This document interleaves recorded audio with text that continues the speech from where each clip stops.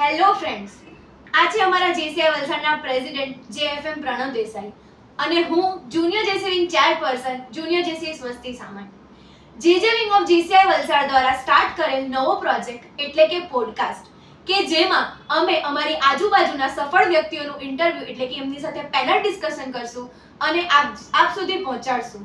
તો તમે અમારી સાથે બન્યા રહો. Thank you. અને મારું નામ નાદિયા મેમન.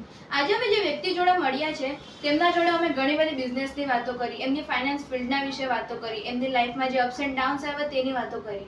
અમારા આજના ગેસ્ટ છે મિસ્ટર ચેતન મોદી સર.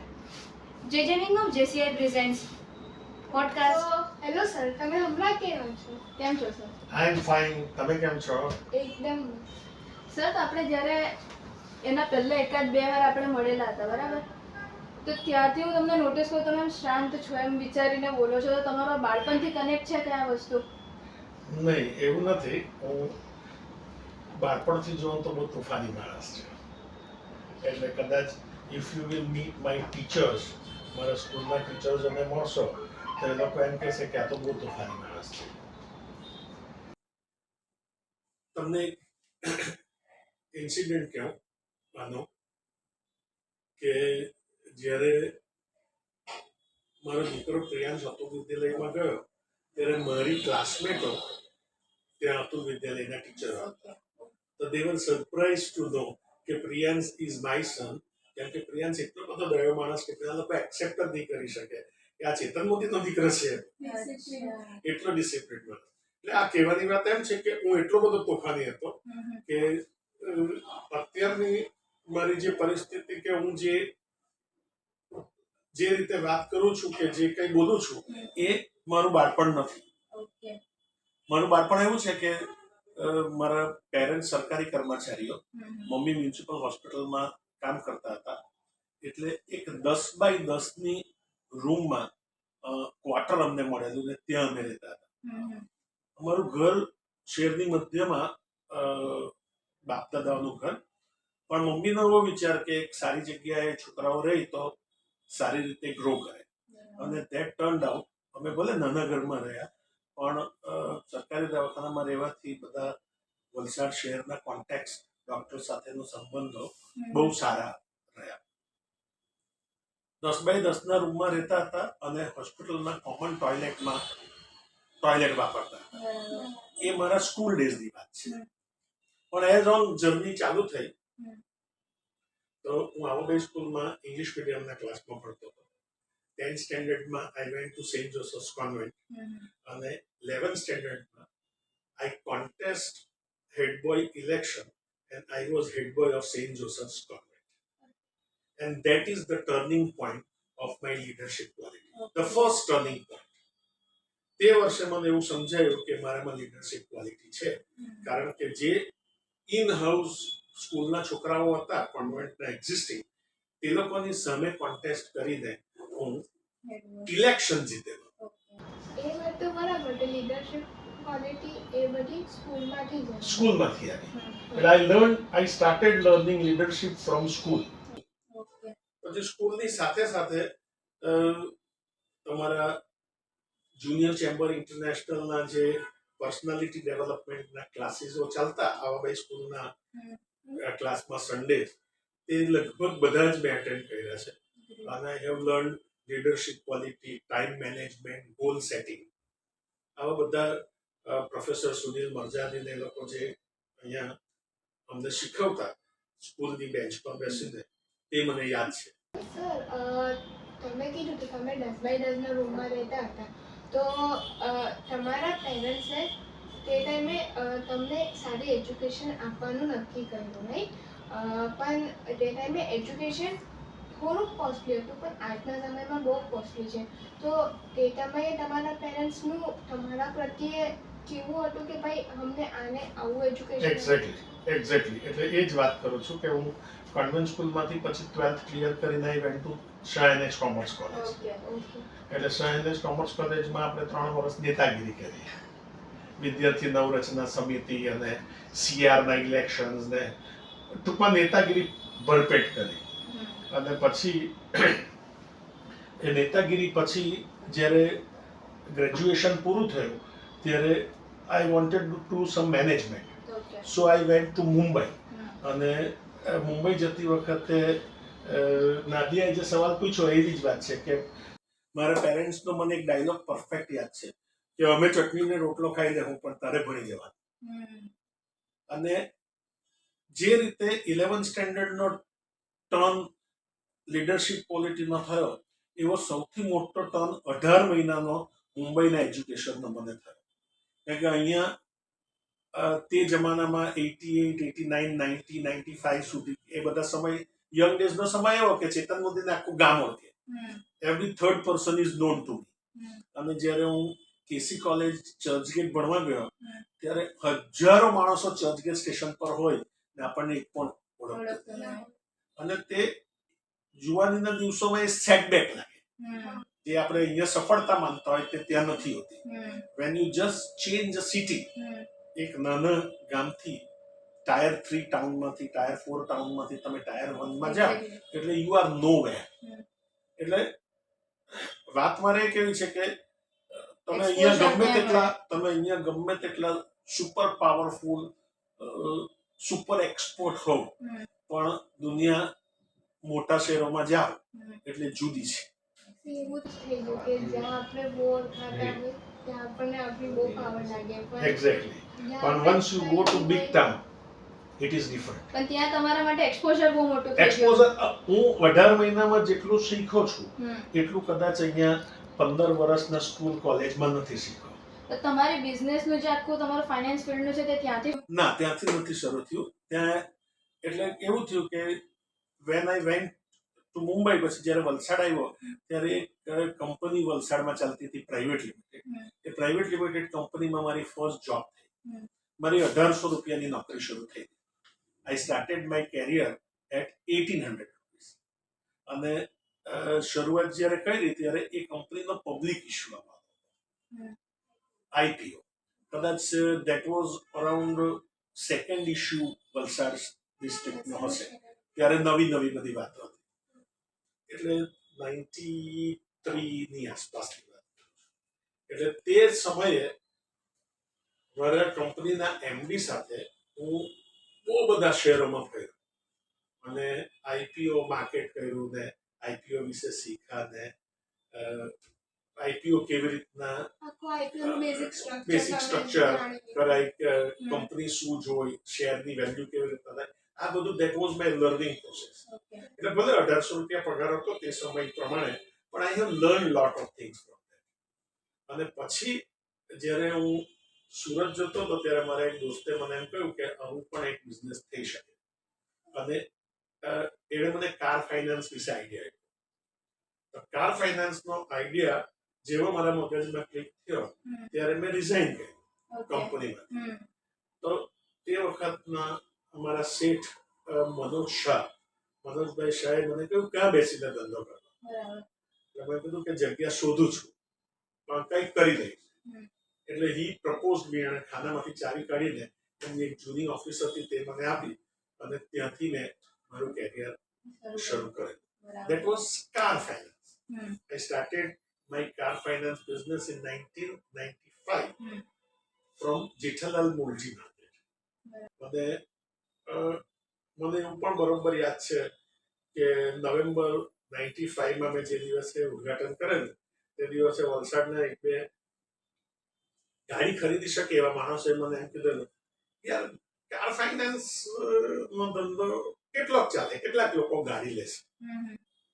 પણ I was very much confident કે 5 લેશે તો બી આઈ વિલ બી હેપી. અને સ્લોલી ઓટોમોબાઈલ્સ અને કાર લોન સેક્શન એવું થઈ ગયું કે હવે લોકો પૈસા હોવા પછી પણ લોનથી જ ગાડી લે છે. પહેલા લોન લેવી એ શાન કે ખિલાફ હતું, પ્રતિષ્ઠા બગડતી હતી. અને હવે લોન લેવી એ તમારી ક્રેડિટ છે. તમે સુરતમાં લાસ્ટ તમે જોબ કરી, તમે પછી ત્યાં કાર ફાઇનાન્સનું અહીંયા શરૂ કર્યું, તો એના પછી તમે લોનના ફિલ્ડમાં કેવી રીતના આવ્યા? એટલે એક આઈડિયા ક્લિક થયો કે ભાઈ car loan is one of the product કે જે આપણે વેચી શકીએ.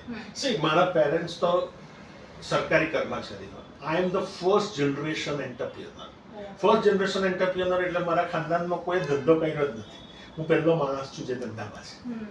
એટલે ઓફકોર્સ પૈસા તો હોય જ નહીં. એટલે દેટ વોઝ ઓનલી રસ્તો કે વગર પૈસે જો ધંધો કરવો હોય તો સર્વિસ ઇન્ડસ્ટ્રીમાં આવવું પડે. અને સર્વિસ ઇન્ડસ્ટ્રીમાં મને આ ફાઇનાન્સ પસંદ હતું. અને ફાઇનાન્સ પસંદ હતું તેમાંથી આઈ ફાઉન્ડ આઉટ કે કાર લોન કરવાથી આપણું કામ ચાલશે. મને એવું બી યાદ છે કે મારે એક વડીલે એમ કીધેલું કે ધંધો કરે તો સરસ, ધારો કે તું તારા ટાર્ગેટેડ રૂપિયા પર ભેગો નહીં થયો તો એટલો પગાર મારી પાસે લઈ જતે, પણ પીછેહટ ન કરતો. અને that way I started car loan business. જીવનમાં ઘણા લોકો મળી જાય છે આપણને પછાડી એનો બેકઅપ હોય આપણે. બેકઅપ હોય એટલે બેકડ્રોપમાં એક એવું કોઈ પાસે આપણે પૈસા લેવા નથી જતા, પણ બેકડ્રોપમાં એટલો કોન્ફિડન્ટ હોય, દિલાસો હોય દિલમાં. એટલો કોન્ફિડન્ટ હોય કે મારે એમાં ફેલ નથી થવાનું. તો સર આપણે આ લોનનો જે કોન્સેપ્ટ છે તે ઘણા લોકોને છે ને હજી બી ખબર નથી. ઘણા લોકોને એમ મગજમાં હોય કે લોન એટલે છે ને આપણે કર્જો લેતા છે. એટલે 95 માં જ્યારે મેં કામ ચાલુ કરેલું ત્યારે તમે કીધું તે જ વાત હતી કે લોકોને એવું થાય કે અમે કર્જો લેતા છે, કાં તો લોકો છૂપું રાખતા કે loan is a bad thing. પણ સ્લોલી માર્કેટ એટલું રિવાઇવ થયું અને એટલું ડિજિટલાઇઝ થયું કે હવે લોન મળવી એ પ્રતિષ્ઠા છે. તમને લોન મળી ગઈ. That is a good thing. Is a good thing. અને આટલા વર્ષના મારા કેરિયરમાં લોન્સમાં મેં એવું જોયું કે ઘણા બધા માણસોએ વર્ષોથી લોન લઈને જ ગાડીઓ લીધી છે. કેશ રીચ હોવા પછી પણ લોકોએ ગાડીઓ લોન્સથી લીધી છે. અને બહુ બધા માણસોના ધંધા લોન્સથી જ સેટઅપ થયા છે. અને પછી પાછળથી એ લોકો કેશ રીચ માણસો થયા છે. પણ લોન લેવી અને ડિસિપ્લિનથી એને રીપે કરવી, that is very important in any business.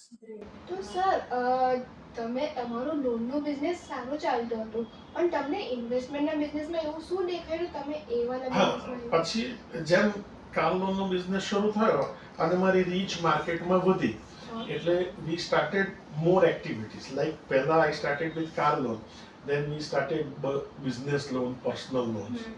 આ લોનનું સેક્શન થયું. Then we started mutual fund business. 95 પછી છે ને ઇન્ડિયામાં બધું પ્રાઇવેટાઇઝેશન થયું. હવે પ્રાઇવેટાઇઝેશન થયું એટલે મ્યુચ્યુઅલ ફંડની એન્ટ્રી ઇન્ડિયામાં થઈ. ના, એન્ટ્રી જ થઈ ફર્સ્ટ ટાઈમ. વેવ તો બહુ પાછળથી માર્કેટ મેચ્યોર થયું, પણ ઇન્ડિયામાં લોન્ચ જ 95 પછી મ્યુચ્યુઅલ ફંડ થયા. એ પહેલા ઇન્ડિયામાં મ્યુચ્યુઅલ ફંડ હતું જ નહીં. કોઈ બી માણસ ઇન્વેસ્ટમેન્ટ કરવાનું હોય તે પોસ્ટ ઓફિસમાં ઇન્વેસ્ટમેન્ટ કરે કે એનએસસી કેવીપી લે કે બેંકની એફડી કરે. Slowly people started in investing in mutual fund. It took lot of time, પણ અત્યારે એવું કહેવાય છે કે મ્યુચ્યુઅલ ફંડ સારો સ્ટેક માર્કેટમાં લીધો છે. હજી બી FD is on the top, fix deposit is on the top, પણ ફિક્સ ડિપોઝિટમાંથી થોડો ચંક મ્યુચ્યુઅલ ફંડમાં આવે છે. Like just to give you a figure કે ઇન્ડિયામાં 18,000 કરોડની એસઆઈપી દર મહિને લોકો ભરે છે. 18,000 crore is inflow by SIP every month. તો એસઆઈપી આપણને કેટલી નાની એજમાં શરૂ કરવી જોઈએ, કેટલી યંગ એજમાં? SIP તમે જે દિવસથી કમાતા થાવ તે દિવસથી તમારે શરૂ કરવી જોઈએ. 500 રૂપિયાની કરો, 5,000ની કરો, 50,000ની કરો કે 5 લાખની કરો. તમારે તમારી નેટવર્ક બનાવવી હોય, તમારે તમારી વેલ્યુ ક્રિએટ કરવી હોય, તમારે રિટાયરમેન્ટ પ્લાન કરવો હોય, તો you should start your SIP as early as possible. તમારા જોબના, તમારે ઇન્કમના ઘર ખર્ચ બાદ કર્યા પછી પહેલી સેવિંગ્સ કરવું જોઈએ અને પછી મોજ-શોખ કરવા.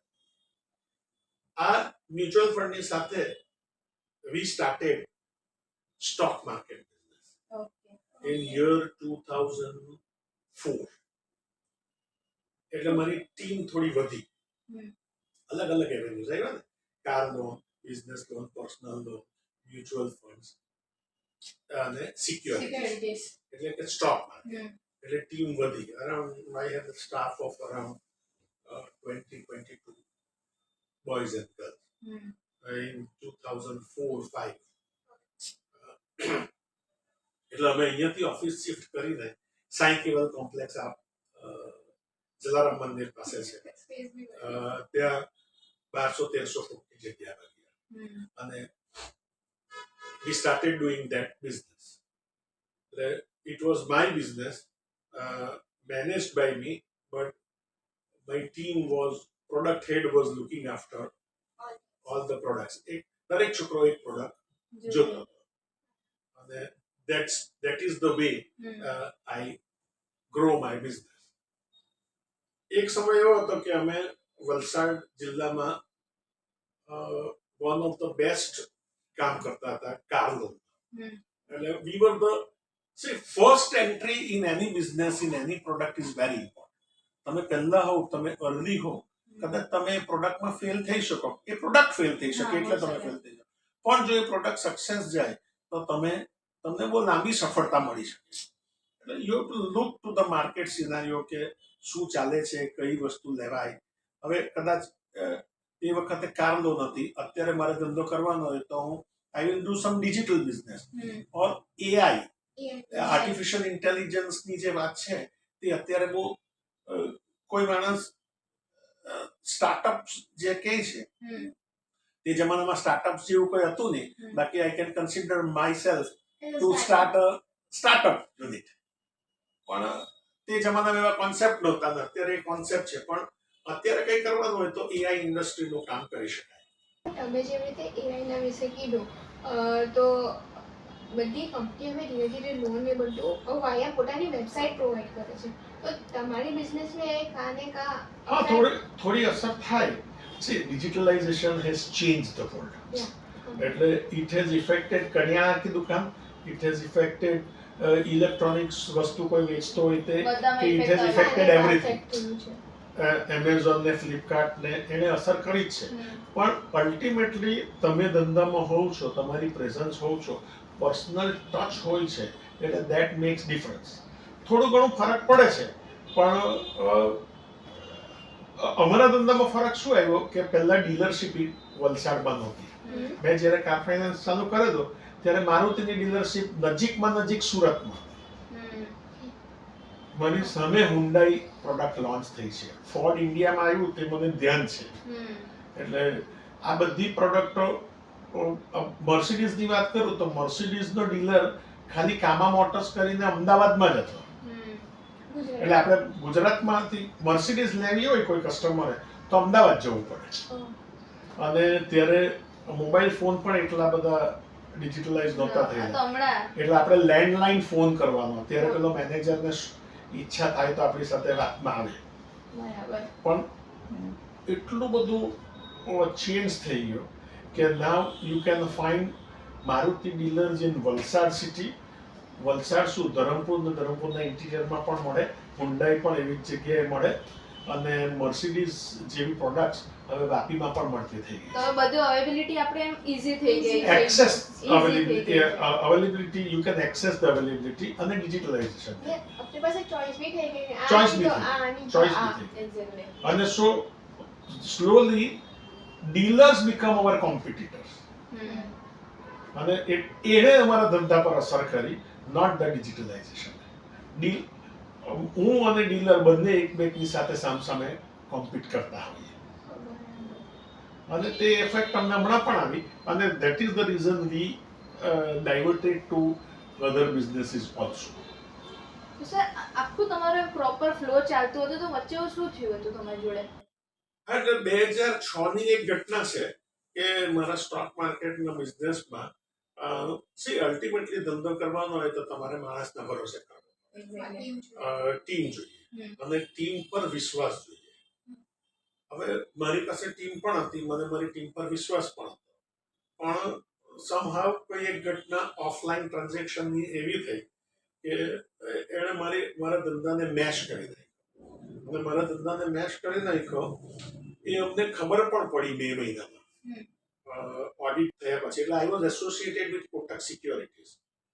હવે કોટક સિક્યોરિટીઝે ઓડિટ કર્યું અને ઓડિટમાં અમને ખબર પડી કે આવી કંઈક એક મેશ થયેલી છે. વી try to resolve out with my person also, અને વિથ ધ પીપલ ઓલ્સો. પણ સી આ કેવું છે કે નાનું શહેર છે જે ટાયર ફ્રી છે એટલે તેમાં યુ આર નોટેડ. તમે તમે નહીં હોવ કશે તો તમને કોઈ પૂછતું નથી, પણ તમે ધંધામાં હોવ ને તમે એક સ્કેલ પર જાઓ એટલે તમારી નોંધ થાય છે. અને તમે જ્યારે ઉપર જાઓ છો ને ત્યારે તમારા દુશ્મનો પણ વધે છે. આ ધંધાનો નિયમ છે. સૃષ્ટિનો નિયમ છે. Exactly. એટલે અમે કોશિશ કરી અમારે ત્યાં જે મુસીબત આવી તેને રિઝોલ્વ કરવાની, પણ સમહાવ રિઝોલ્વ નહીં થયું અને સમબડી મેડ અ પોલીસ કમ્પ્લેન. તો સર આ બધી વસ્તુ છે ને આ બિઝનેસનો નોર્મલ છે, કોઈને કોઈને કંઈ કરશે જ. પણ આજે તમારી જે વસ્તુ છે ને સિક્યુરિટી સાથે છે તે જે વ્યુઅર્સને સમજાવજો ને કે થાય શું આ વસ્તુ. એટલે see there are lot of things કે જે સ્ટોક માર્કેટમાં થઈ શકે. મારે ત્યાં જે ઘટના થયેલી ઓફ માર્કેટ ટ્રાન્ઝેક્શન. એટલે ઓફ માર્કેટ ટ્રાન્ઝેક્શન એટલે એવું કે ડિલિવરી સ્લીપ લોકોએ કસ્ટમરોએ મને સહી કરીને આપેલી, બીકોઝ મારા પર ટ્રસ્ટ હતો. Delivery slip is as good as cheque. જે રીતે પૈસાની ચેકબુક આવે એ રીતે શેર્સની ડિલિવરી સ્લીપ આવે. હવે ડીપી મને સહી કરીને આપેલી એટલે ઓફ માર્કેટ ટ્રાન્ઝેક્શન થઈ. માર્કેટ ટ્રાન્ઝેક્શન એટલે શું કે સ્ટોક માર્કેટમાં એનું લેવેચ કરવાની જગ્યાએ ABCD હોય તો A માંથી ઓફ માર્કેટમાં B માં સ્ટોક આપી દીધા, B માંથી D માં કે A માં આપી દીધા, D માંથી C માં A માં આપી દીધા, એમ અલગ જ્યાં જેના સ્ટોક્સ ઘટ્યા એ રીતે ઓફ માર્કેટ ટ્રાન્ઝેક્શન કરેલી, which was not controlled by any system. Exactly. એટલે જ આ ડીમેટ ને બધું સેબી ને ના, ડીમેટ થયા પછી પણ આ ડીમેટ થયા પછીની વાત છે, પણ which is not controlled by system. હવે અત્યારે પણ આ ઓફ માર્કેટ ટ્રાન્ઝેક્શન માર્કેટમાં ચાલે જ છે, પણ when a scam happens તો ઓફ માર્કેટ ટ્રાન્ઝેક્શન થયું હોય તેના પર આપણું ધ્યાન નહીં હોય, અને જ્યારે ધ્યાન થયું ત્યારે it was late and we were not able to solve it from 8th May to 24th September, 141 days માં. અને 141 days માં સોલ્વ નહીં થયું એટલે somebody complain, અને એ કમ્પ્લેન કરવાથી અમારે we were behind bars. એટલે મારે આ જ શહેરમાં આટલી સફળતા મળ્યા પછી જેલમાં પણ જવું પડ્યું. And it was in 2006. That is a bad experience of my life. તો સર આ વાલી આખા સિચ્યુએશનમાં તમારી ફેમિલી સોસાયટી એ બધાએ તમારો શું રિએક્શન કર્યું? હા, એટલે જે સોસાયટીનો એવો નિયમ છે કે તમે સફળ હોવ ને તો તમને બધા જ પૂછે, અને તમે નિષ્ફળ થાવ તો તમારી સાથે કોઈ રહેતું નથી, અને તમારી લડાઈ તમારે જાતે જ લડવાની હોય છે. એક ઘટના મારી સાથે એવી થઈ, અને I was behind the bars.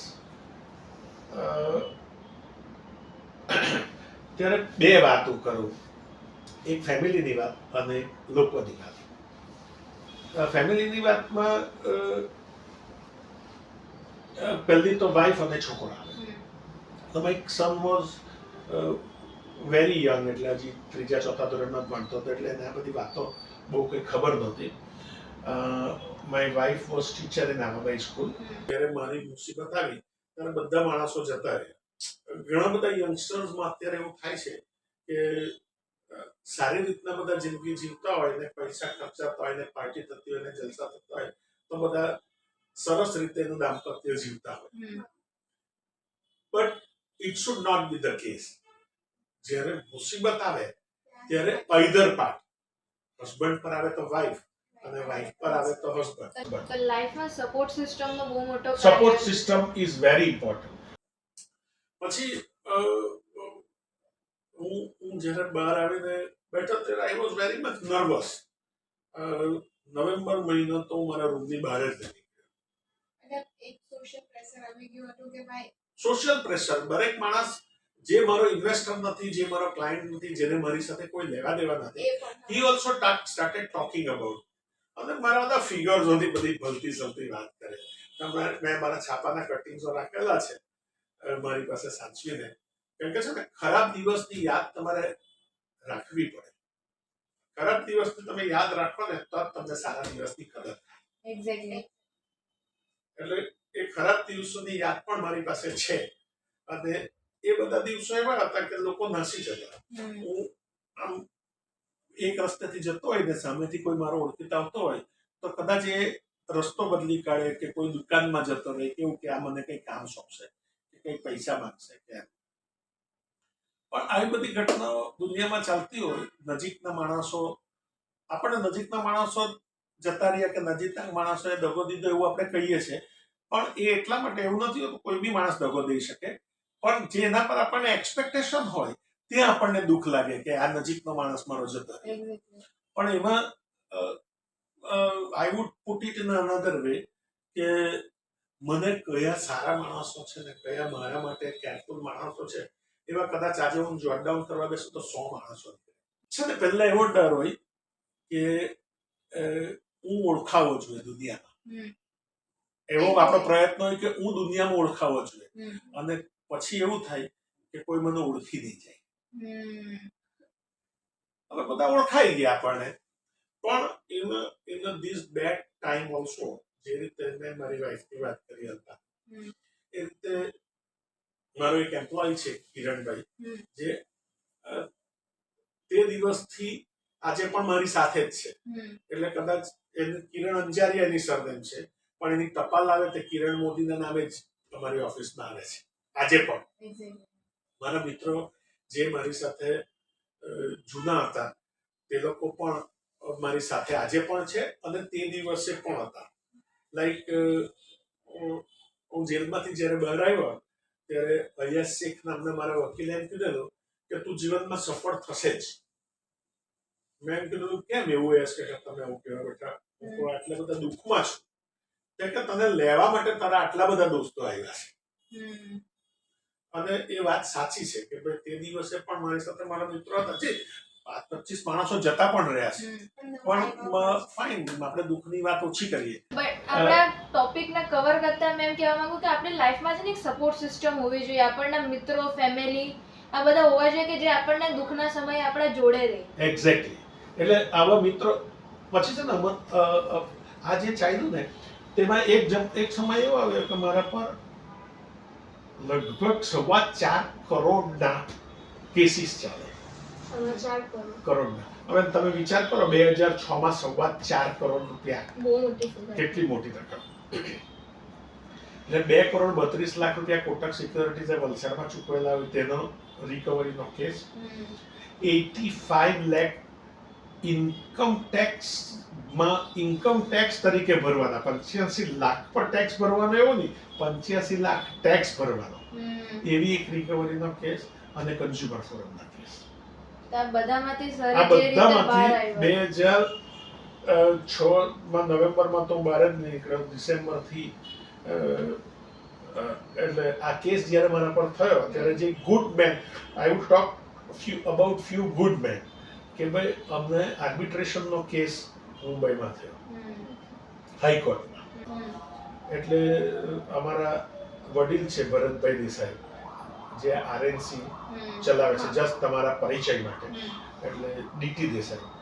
ભરતભાઈએ અમારો તે વખતે હાથ પકડીને રાઈટ માણસ પાસે અમને મુંબઈમાં મોકલ્યા અને he supported us in that way કે અમે આજે એ આર્બિટ્રેશન પિટિશનમાંથી પણ બહાર નીકળી શક્યા અને 2.32 કરોડનો કેસ અમે જીતી શક્યા.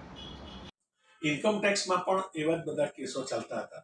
તે 2007 થી 2010 સુધી અમારે ઇન્કમ ટેક્સનો કેસ લડવો પડ્યો. 2010માં અમારી ફેવરમાં જજમેન્ટ આવ્યું, પણ 2010 સુધીમાં તો ઇન્કમ ટેક્સમાં એટલું બધું થયું કે અમારા સેવિંગ એકાઉન્ટ સીલ કરી દીધા. એકાઉન્ટ લોકોએ ઇન્કમ ટેક્સ ડિપાર્ટમેન્ટે સીલ કરી દીધા અને ખાતામાં પૈસા પણ નહીં લખાય. કોઈ કાર લોન વાળાની જે એજન્સી ચાલતી હતી તે લોકો અમને એજન્સી પણ નહીં આપે અમારા નામથી કે ભાઈ સિવિલ ખરાબ છે કે માર્કેટમાં ખરાબ છે કે વોટેવર. તો આ ટોપિકને આપણે કવર કરતા એમ જ કહેવા માંગીશ કે આપણા સપોર્ટ સિસ્ટમ જે પહેલા વાત કરી તે જ આપણા પ્રોપર હોવા જોઈએ અને પોતા પર આપણને ટ્રસ્ટ હોવો જોઈએ. જીવનમાં ઘણી સિચ્યુએશન એવી થાય છે આપણા કંટ્રોલમાં નથી હોતી, but we need to cope up with that. તો સર આગળ વધતા અમે એમ પૂછીએ કે તમે પાછી મોદી ફાઇનાન્સ નામ જ કેમ ચૂઝ કર્યું, પાછી આ જ બિઝનેસ કેમ, બીજું કેમ?